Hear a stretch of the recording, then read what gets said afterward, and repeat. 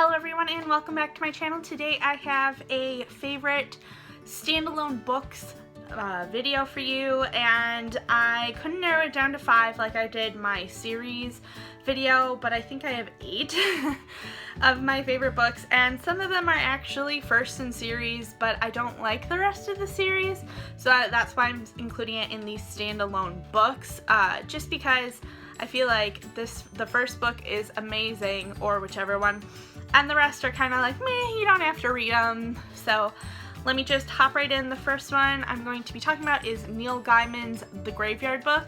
And funny story about this book, when I was in high school, my bestsellers teacher was just talking about how it just had gotten the Newbery medal, and he wanted to do it for the class, but because it wasn't sold in paperback, he couldn't, and I was like, actually, my mom just bought it for me in paperback, so you can get it in paperback.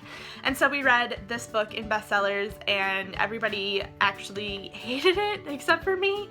So I was like, oh, okay, well, don't tell anybody that I made us read this, okay? But basically, it is about a little boy who is nobody Owens, and he is raised in a graveyard by the ghosts of the graveyard, and it is such a good book. It is a murder mystery, and even though it is Neil Gaiman, it is definitely more on the young adult side. It is kind of an adult book, but it is more of a young adult style. So, Graveyard Book, definitely one of my all-time favorite books. The second book I'm going to talk about is The Confessions of a Shopaholic by Sophie Kinsella. This is definitely an adult book. I read this in high school, but I definitely would say it's late high school to college age, probably more of the college age appropriate for this book. It is about Becky, who is a shopaholic, and she spends all her money, and she actually starts writing a fashion kind of column in the paper, and she gets kind of famous off of that, and she falls in love, and it's really, really, really good. And I have read the next like 4 or 5 in the series, but the first one is definitely my favorite and is the best, in my opinion, of all of them. So even if you just read the first one, it is so worth the read. It is so good. It was also turned into a movie with Isla Fisher, and the movie is hilarious and not exactly the same to the book, but very faithful to the book. So if you liked the movie, you'll definitely like the book as well. The next book that I love is Vamped by David Sosnowski, and it is so good. It is also on the adult range of readership, but it is hilarious. It is a vampire novel, obviously, but it is not your typical vampire novel. It's a world where everybody is a vampire, and the main character, who's kind of a sarcastic asshole, finds and starts to take care of a human, a little girl, and it is just so good. The next book that I want to talk about is Heir Apparent by Vivian Vande, and this is one of my all-time favorite books also. It is essentially a teenage girl who lives in the modern era and plays a virtual reality game, and she gets stuck in the game.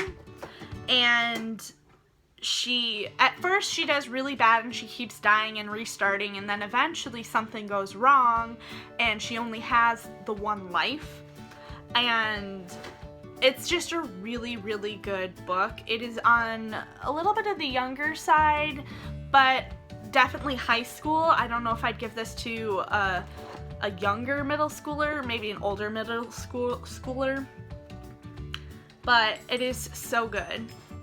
The next book that I love with all my heart is The Thief Lord by Cornelia Funke, and this is one of my all-time favorite books, and I don't say that lightly about this one. This one's definitely in like the top 5.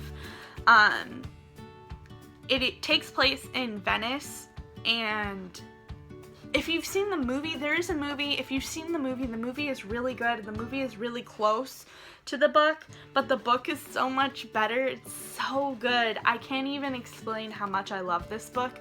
It's really difficult for me to put it into words how much I love this book, but this book is one of those life changer books for little me.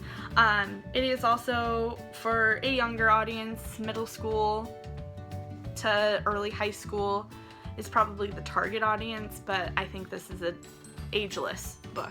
So good.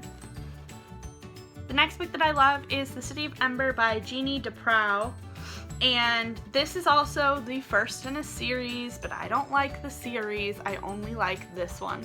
And this is essentially about a group of people who live underground, and their underground ecosystem is failing, and the main character wonders, what if there's something above us? So it is so good. It's a mystery kind of thing, and I love it. I love it, I love it, I love it. There's also a movie for this, and the movie is pretty good. The next book is Valiant by Holly Black. This is probably my second all-time favorite book ever, so that should tell you how much I love this book. It is also part of a series, and while I don't not like the series, this is the standalone in the series. Chronologically, it came out with Tithe, which is about an entirely different character, an entirely different story, then Valiant, and then Ironside, and Ironside is the sequel to Tithe, and in the middle is this standalone Valiant, and this is the one that I absolutely love. It is about a 17-year-old girl who runs away to New York City, and I would definitely not give this to a middle schooler. This is most definitely high school or college age. There's a lot of drug use, so just so you know. And I am not a druggy kid at all, and so I thought I wouldn't like this book, but this book is so good. It is so real. It is magic and evil fairies, and it is amazing. I love this book so much, by Holly Black, and she did the Spiderwick Chronicles, and so you should know that it's really good. It's so good. And the last book I'm going to be talking about is probably, when I am asked what my all-time favorite book is, I just replied this one because I don't want to say Harry Potter all the time, because everybody's like, oh, Harry Potter, yeah, of course that's your favorite book. So I say this one, and nobody's ever heard of it. It is called The Hollow Kingdom by Claire B. Dunkle, and it is goblins. And if you notice, with all of the books, they are very magical themed, and that is on purpose. So The Hollow Kingdom is about the main character, Kate, moves in with her distant relative because all of her family's died. Her and her sister move in with their distant relative, and she becomes the target by the Goblin King to be his bride. And so, like, the first half of the book is him convincing her to go underground, because once you become the goblin wife, you can never return above ground. So eventually she goes with him.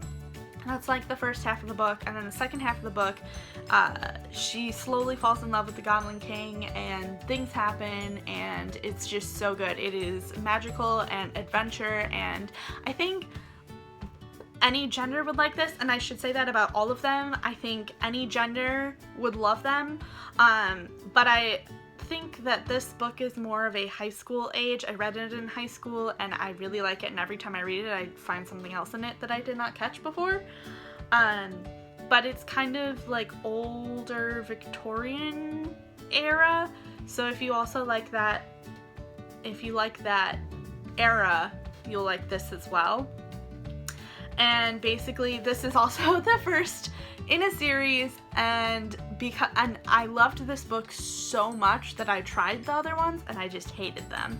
Mostly because I wanted to see more about the main character and the Goblin King, and the next couple ones are not about them. It is about her sister, and so I was not interested.